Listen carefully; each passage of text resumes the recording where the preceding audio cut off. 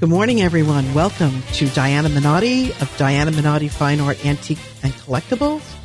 This is a show called Diana's Treasures, all about the day in the life of an estate appraiser and liquidator. My co-host, Perry Mitrano. All right. Good morning. Good morning. Well, today's show is a very special show. It's Father's Day. And, of course, I am the co-host of the show. And today we have my father-in-law on here, Joe Minotti, and we'll get to Joe in a minute and introduce him. But before we start, today's a very serious show. Today's show is about guns. And in our show in particular, we'll be showing guns today. Before we get started, we have already looked at our guns, made sure that they were empty. We have no ammunition here in the premises, and we are going to show you guns and kind of move them around the studio. So we want to make sure before the show gets started, you all understand that and know that it's about safety. If you have guns in your home and you have children, they should be locked with a gun safety lock like this or in a safe.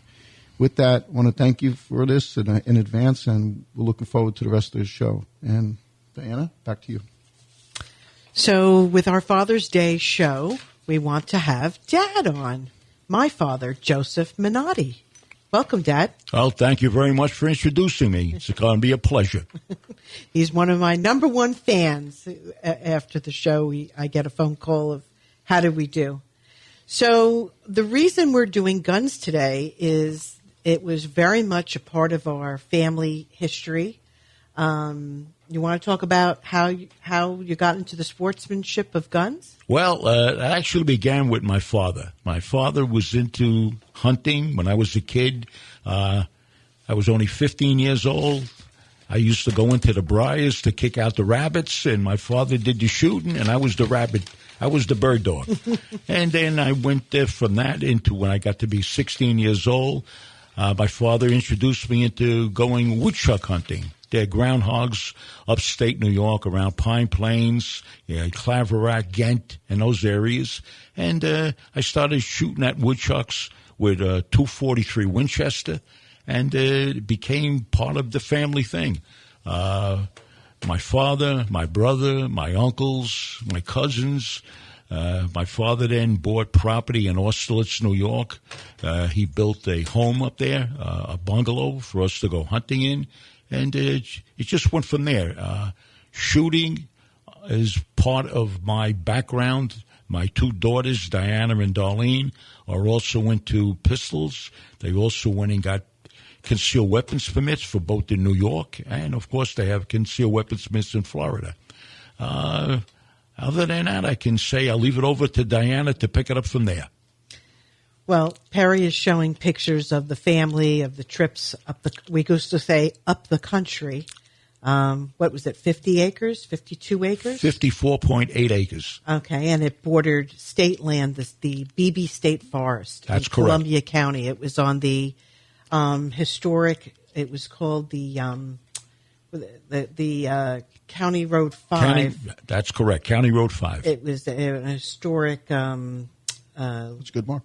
landmark, and it was great. It was great family time, and I bring this information forward as what has this got to do with anything? Well, we get many calls, especially if the father of the house has passed and there was guns in the house. That's Diana. And the wife of the house or the mother of the house wants to have the guns liquidated. She doesn't feel comfortable with them. This is a young Diana on this picture. Doesn't feel comfortable. So we can remove them. We do in a consignment agreement, and we do remove them and check them and put them in a gun safe until they can be liquidated. We do use a shout-out to Chris Wern at Southeast Sports. He is a FFL, a Federal Firearms Licensed Dealer. And I know in the state of Florida, the law is, we can sell guns out of the parking lot of Walmart, out of our back seat of our car, but we prefer to work with an FFL and do it the right way. I never want a client to get a phone call from the sheriff that a gun that they had in their possession was involved in any kind of homicide or burglary or anything like that. A true FFL dealer will do a background check and make sure that these weapons get into the right hands and not the wrong hands. Look at how beautiful this was. Just a beautiful place to go. It was. It was great family time. And in the background, it's just beautiful. It was beautiful upstate New York. It was on the border of the Berkshires of Massachusetts line right there. Yeah, because we used to go for dinner all the time in Stockbridge and Lee and Lenox, Massachusetts. What kind of gun is that? That's a Ruger Super Blackhawk 44 Magnum. Right off the top. This is, by the way, this is June 1965. Okay, I just showed him the picture, and he rifled off exactly what it is. That's amazing. And a lot of these pictures are Polaroids and done at the, what was the name of that place? The Photoshop place where the little hut. Should be holding from the that bottom. Picture he's showing right now is a picture of me and my father that brought me into hunting and shooting. Now, we have quite a few gun clubs in the area. You can join the Flagler County, what do they call it? The Flagler County Pistol and Archery Association. It's another Diana shot. Okay. And you're a member of that club? Been a member since 1994. So your member number is? 728F. and this is the club, 1994. The picture says on the back, October 1994. Yeah. So just so you know. What days does the sheriff go out there that they're usually on a Monday morning. They usually arrive between 8 and 8:30, and they commence shooting with the officers doing training approximately about 9 o'clock. 9 o'clock in the morning, and they stay until, I'd say, 12 o'clock, practicing and shooting their pistols. I would assume they got to be... there's a couple of different ranges out there. Yeah, they got different things So that they what's have this, to do. Joe? This is you in a tree stand building? That's a picture of me in my tree stand when I used to do deer hunting in my tree stand. All right, so talk about a tree stand. How old was I when you took me out? We went up to the tree stand during hunting season, which in November, in New York, it's November. It's like the week before Thanksgiving. Yeah, it usually starts on a Monday, opening day for deer hunting. And I don't know, I would assume you're probably about 18, maybe 18 and 19. So we got up at what, dusk? I mean, at dawn. We got up early in the morning. Yeah, sure. Got to get up early in the morning. You got hiked out to the tree stand. That's right, yeah. Climbed up there. All right. And when I started to see icicles forming on your eyebrows and your sideburns, it was time to go in. Yeah. But that was fun. We saw a lot of wildlife. I would stay out there. It really wasn't even too much about me shooting anything.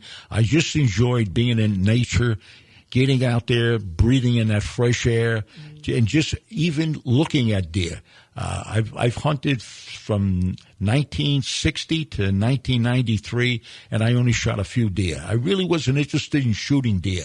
It was the idea to get out there and experience, to see the way deer react when they see human beings, to see the things they do. It's unbelievable of the things that I've accomplished and watched through all those years of hunting.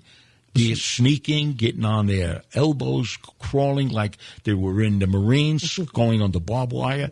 It's really unbelievable the way animals are there. 1 minute the deer is there, and the next minute he's not. You say to yourself, where did he go? June of 1976, by the way, this picture. And you've done a couple of out-of-town trips. You went up to Alaska. I've been to... I've been to Canada, the Tobique River. I was up at Plaster Rock and the Tobique River. I was at Fredericton, out-of-state hunting. But there's nothing like being in New York. Being in New York, the land that we had these 54 acres. It was family-owned. It was just great shooting on your own property. Well, I was the last New York holdout. So when I came down is when we decided that it was time to sell the land. It was just too far away to maintain. And here's a picture of the pond with the land. And this is actually our wedding day. We got married up there. That's right. We did. This is our. They were setting up the tables. And we had Joseph's christening up there. Yeah, we had Joseph's christening up there. And many before you talk a little bit more about the property, I just want to bring up. This is my sister-in-law Darlene, and so the property upstate, we did let it go. And the nice thing to know about it was who the buyer was. The buyer ended up being a family. The dad was a firefighter during 9/11 and perished. And so the family received the I guess the $1 million or whatever it was. And so therefore they bought the property to be a family compound to keep the three sons together and have the experience that we had. And I remember when it was advertised with Chuck DiBartolo up there, and he called it The Sportsman. And you said that the buyer, what was the one? When I was, I had this prospective buyer. He says to me, I'll buy the place on one condition. The deer heads that you have in the living room on the wall go with the property.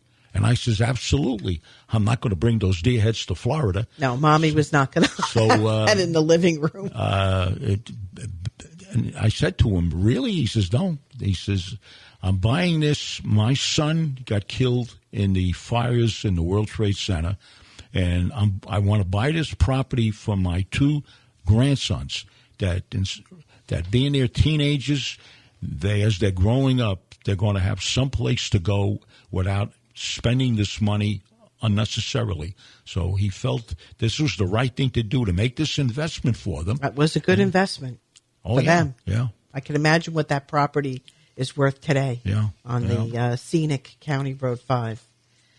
So we left the deer heads. Now, in estate sales, I have sold quite a bit of taxidermy. We have sold heads of deer, gazelle, rabbits, bobcats. We've had bear rugs, birds, quail, turkeys. So taxidermy is found at the estate sales. We have sold accessories, holsters, and all types of things that you would, gun kits, cleaning kits.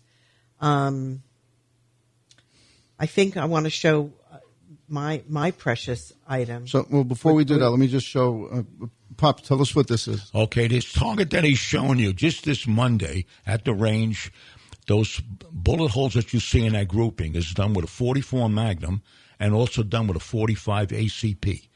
I've been shooting for quite a few years. I mastered holding the gun without flinching. That's the main thing to do, is not flinch when you're shooting. Once you can control your brain not to flinch when you fire a handgun, then you got it. You're going to get a good grouping. But you got a good grip, Pop. You can grab a tin can and crush it like nobody knows. Man is very strong, and he's 80. Well, how old are you now, Pop? 80 what? How old are you? 83 years 83. old. God bless. Right? You know. And one more thing, that this is very important because you're a big fan of the sheriff, like most everyone in the county. What is this award you got? Right, okay, for me donating 25 years into the Florida Sheriff's Department, they were nice enough to give me a call and tell me I want to give you an award. And I was shocked to see that when I went and I met Sheriff Staley. In fact, I got a picture in my pocket of me being with him and my son-in-law and my daughter.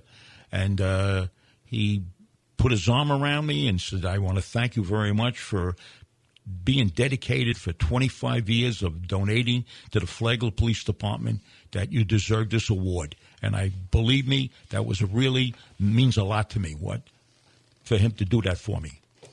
So now we'll move into my favorite time, Pop. This is our show and tell, and I know we have a lot of really interesting things to show. So we're going to save my gun for last, and one gun that I've always wanted for many, many, many years. But if I may show the first gun that you actually gave me as a gift, this is a lot of people don't know what this is. This is like a holster that you could put on the side of your hip, and it's very unassuming. It's a cool thing. You could buy it on the internet anywhere. This gun here, and again, remember everyone, we've already triple checked the guns. They're all empty. This is a 357 Magnum stainless steel. It's a really heavy gun to carry, okay? And so I experimented in many places, carried on my shoulder, my hip. my ankle. My ankle was about the best place because this gun is so heavy. And my father-in-law, he loads his own bullets, which is amazing. But he puts a round in this gun, and I'm shooting the gun at the range, and flames 3 feet long are shooting out the front of the gun. I got like 5 shots off, and the gun swells up because it can't take all the heat. And this is stainless steel. Anyway, this is one of my guns, and then the one I commonly carry as a concealed weapons holder is another gun. I really, really enjoy this gun. This is a alloy gun. It's very light. I put it's a 38 special, very easy to carry, very light to carry. I carry it with a very light load, like an 800 velocity bullet, so I don't have a lot of recoil, and hopefully hit the target if need be. So those are my 2 favorite guns. In fact, that's the same pistol that my wife Carol carries also, that model 637 Smith & Wesson, 5-shot. Wow. Yeah, he could tell you guns from just looking at them. It's amazing. I got great skill, and that's what you do when you have a passion about something. Let's see Dad's guns. Dad's next? Okay. Pop, show us what you got on this. So just to reiterate, if you have an estate and you're not familiar with guns, or you don't want to pass them on, or you do want to pass them on, we recently did a project. The guns were transported. We brought them to an FFL, and he had them created and shipped to Connecticut to a family member. So we can do that for you. If you do want them liquidated, we can remove them off premise, keep them in a safe place until liquidation. So I've had many people hide them. If the house is unoccupied, no one is living in the house, the first thing we do is remove any guns, coins, silver, jewelry, anything of great expense, especially if there's no alarm on the house.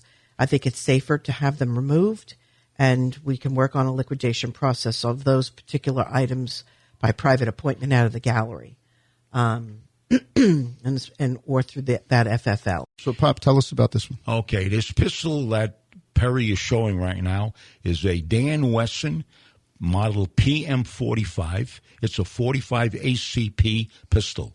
Very accurate. Got an adjustable rear sight. I mean, if you're looking for quality and something, a pistol that is really accurate, that's the one you want to buy. Dan Wesson PM45, 45 ACP. Excellent choice. So, Pop, this is considered an automatic, and automatics are known as pistols, correct? Yeah. Right? In the club, a member would never call, we'll say, a gun. That's just like slang. It's called a pistol is considered something that's semi-automatic.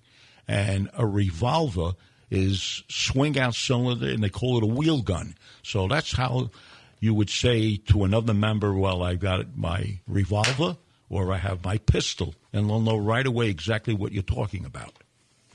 Now, when we're at an estate sale, if we're in an estate, and sometimes the family doesn't know there's a gun on premise. Sometimes we find one hidden in the toolbox in the garage, tucked in a rafter somewhere, hidden somewhere in the house.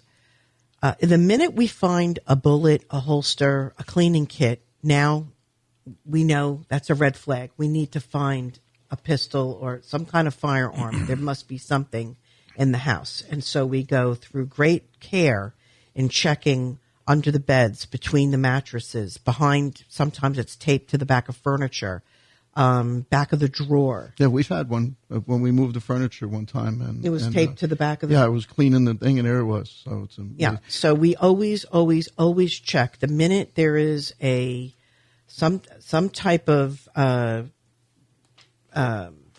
bullet, something that gun gives cleaning kit, something that lets us know. Well, then we know right away that there's definitely something. Pop, what do we got here? This thing is so heavy. Okay, I'm starting to build muscle. Perry right now is holding a Smith & Wesson Model 629.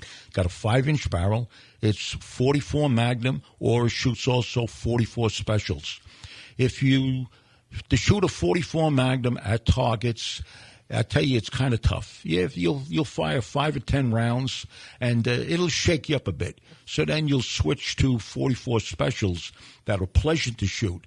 It's a lot less recoil, a lot less bang, and it's enjoyable. I've been to the range with you with that. I call that the flamethrower. This thing, it just shoots out. Like it shoots. I feel it in my chest. People the stop reverberation. shooting when he's shooting his gun. That's true. To watch they're it, on the other end they're on the other end of the range, and they'll go, "Oh!" when you watch you shoot that. So that we. Well, good thing for ear protection. A lot of it has to do with I do my own hand loading. I've been hand loading since 1960, and that's my hobby. It's a lot of fun. It's completely safe.